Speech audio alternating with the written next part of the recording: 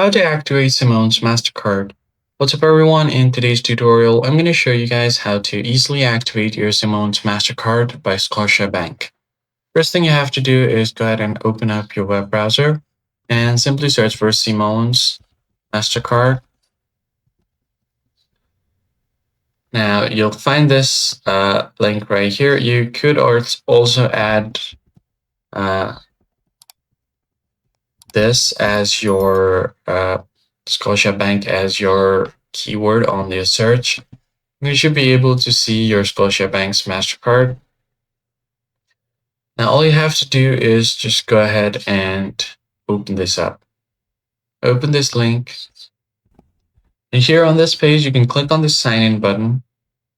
And once you get here, all you have to do is log into your Scotia's online account.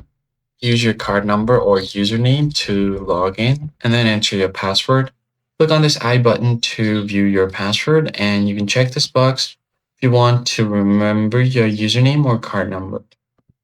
And somehow if you forgot your username or password, you can click right here to recover it.